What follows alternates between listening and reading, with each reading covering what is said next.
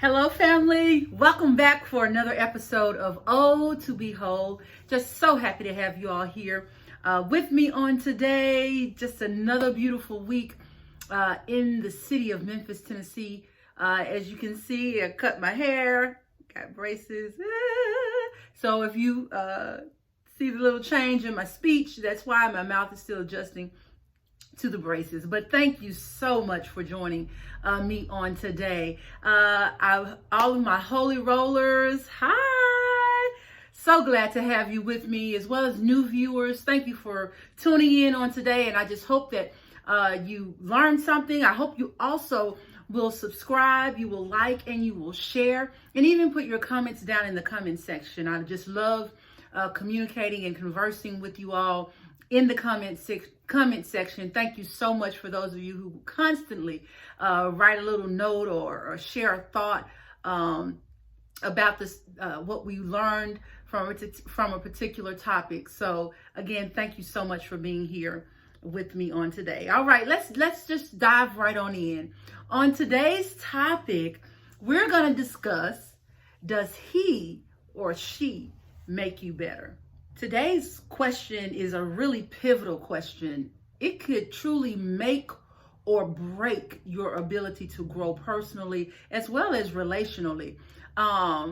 If your significant other does not make you better, you are stagnant, okay? Actually, you are digressing in your life. You're going backwards. You really can't be still. There's no way for you to stay in the same place and think that everything else around you is evolving, but you're staying in the same place. You're not moving forward. You are digressing.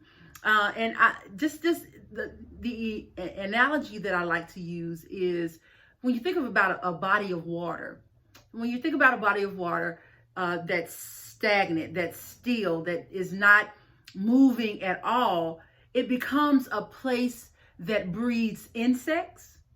It breeds bacteria, and it even begins to stink if water is stagnant, if there is no consistent movement in that water. And so I believe that if you are not in a consistent state of growth, and if you go back and check one of my old videos where the W stands for welcome growth, go check that out. If you're not in a constant state of growth, though you may think you don't stink, others do. And many times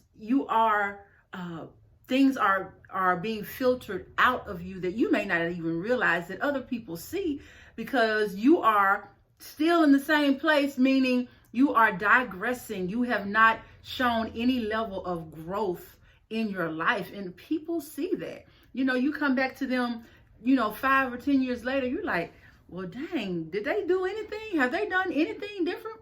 You can just tell when people are growing and thriving versus those who are being stagnant and digressing in their life. Okay. And it's difficult to find like joy and true fulfillment if you're in a place of complacency. Okay. Notice I said complacency, not contentment. You're in a state of complacency, and there's a difference between complacency versus contentment. And these are my definitions of how I view those two words. With complacency, to me, that means that you are settling for mediocrity, though it's in your control to change. Okay? That is complacency. When you settle for mediocrity, though it's something in your control to change. On the other side, the flip side of that is contentment.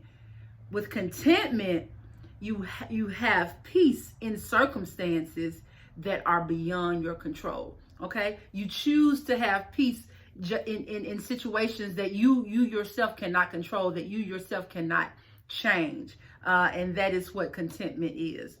So let's do a bit of a health check on your current relationship. And for those of you who may not, be married or may not be in a dating relationship at this time, think about a past relationship, or think about a relationship that you may want in the future as you're beginning to grow and beginning to, do better in life and be better in life. And okay, so let's do this little health check. All right. So again, does he or she make me better? Does he or she make me better? Now ask yourself these questions, and you can answer with an affirmative yes or with a no. Okay, here we go. Question number one. If you're taking notes, go ahead and take your notepad out and take a few notes. Write these down. One, ask yourself, have I grown spiritually since I've been with this person? Have I grown spiritually since I've been with this person? Okay, that's question number one to ask whether or not he or she makes you better. Question two, does this person challenge my thinking?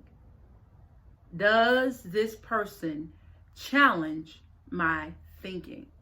Meaning they are not some yes man or yes girl. Every time you say something, they're just so agreeable about everything. They are willing to say, wait, let me push you here. Let me ask you a few questions, or I don't necessarily agree with that. Let me push you a little further, or you don't want a yes person in your life. Question number three, does this person encourage me to go after my dreams or my aspirations? That's question number three. Does this person encourage me to go after my dreams or aspirations?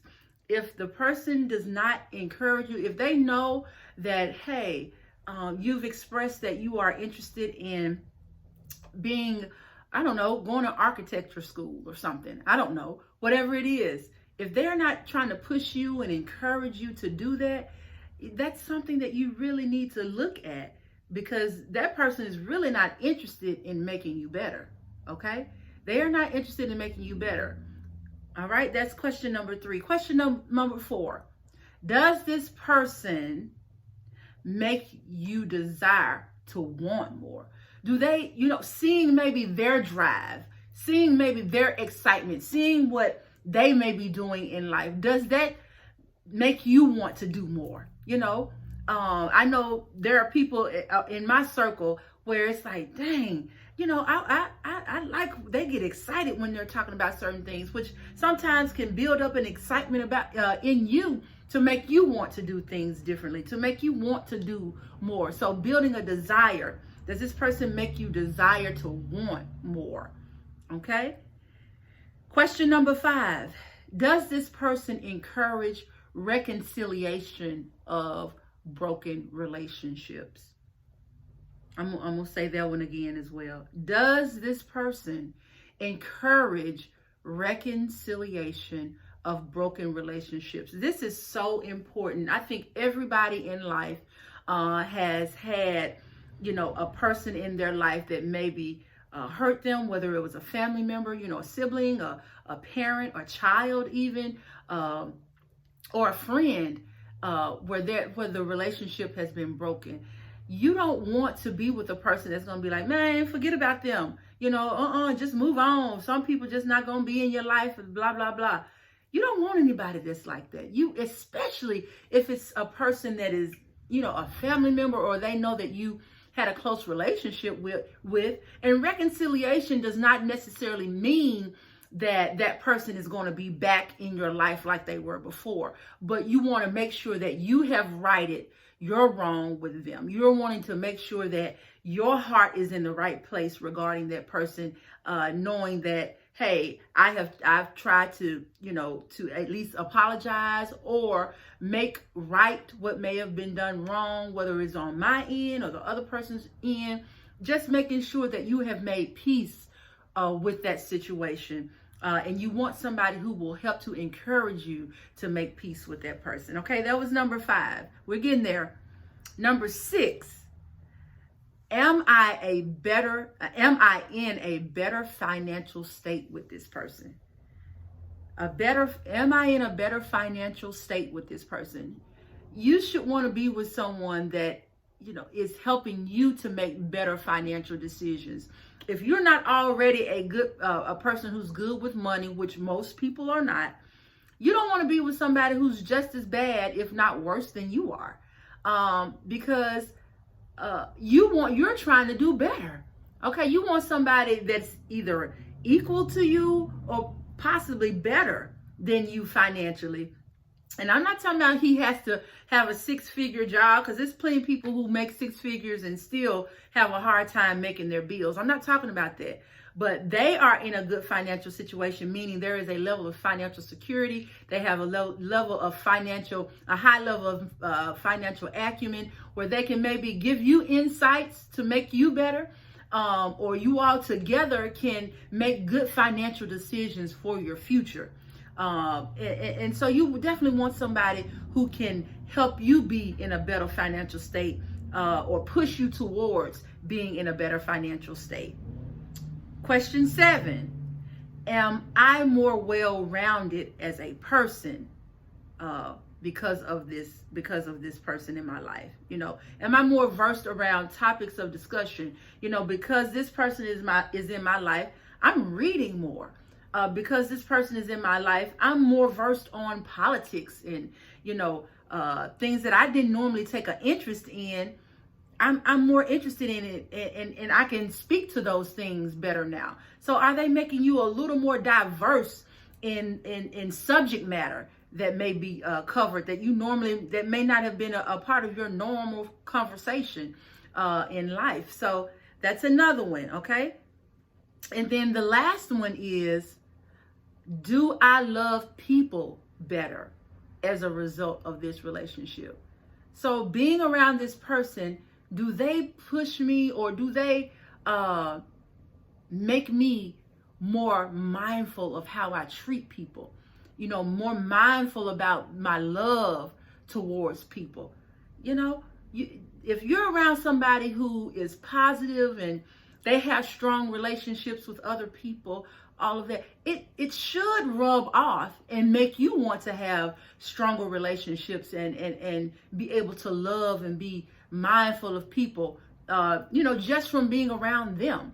So those are the 8 things that I just named. Those are things that you really, really need to be thinking about, when you're either in your current relationship, whether that's a marriage or whether you're in a dating relationship, if you're in an exclusive relationship. Those are some foundational principles that you need to be thinking about. If you're married and you answered less than 7, well, married or single, and maybe dating, if your score on that test for yeses were less than 7, you got some work to do. You have some work to do. And if you're dating and you got 7 out of 8, or 6, less than 7 out of 8, meaning so you got 6, 5, 4, 3, 2, 1, or 0 out of 8 on that list of yeses, of saying yes, you may need to go back to the drawing board. This young lady may not be the one for you. This young man may not be the one for you, because if those foundational principles are not in place, you are headed down a road of misery, really. You cannot really have a strong relationship with a person if you don't have at least those foundational things. Now, don't get me wrong, there may be some other things on your list. I may have missed something, but these are things that I think about, when I'm preparing to date someone or be in a dating relationship. These are things that I am thinking about when I'm thinking about a spouse, when I'm thinking about a life partner, a husband, or when we say these vows, to death do us part. These are foundational principles that have to be completely solid. Okay, and for me, if all of these are not in place, and y'all, I'm just at that point in my life, I just am. If all of these things are not in place, it's a deal breaker. It's a deal breaker, because I know what I want. I know what I need in my life. And those things that I just named, there's no way around them. You have to have those things, those principles in your life, and be practicing those principles in your life in order for me to even consider you for any type of relationship, and then down the road for marriage. Those things just have to be in place. And y'all, ladies and gentlemen, we have to be ready to ask the hard questions, y'all. we have to be willing to observe the right things when we go into relationships. And, if you're married, there's still hope. There's still hope for you. So don't get discouraged because you maybe got 5 out of 8, or if you got 3 out of 8. If you got 0 out of 8, I'm nervous for you. But if you got 5 out of 8, there are some things that you can still do to maybe encourage your partner to have some of these things. Or maybe you're the one. Maybe your partner has those and your spouse has those qualities, but maybe you're the one who's lacking. So do some self-reflection before you begin pointing the finger on that score that you made, that health check, relationship health check. So yes, we have got to do a better job of observing certain qualities when we are in the dating process, and just making better decisions about, does he make me better?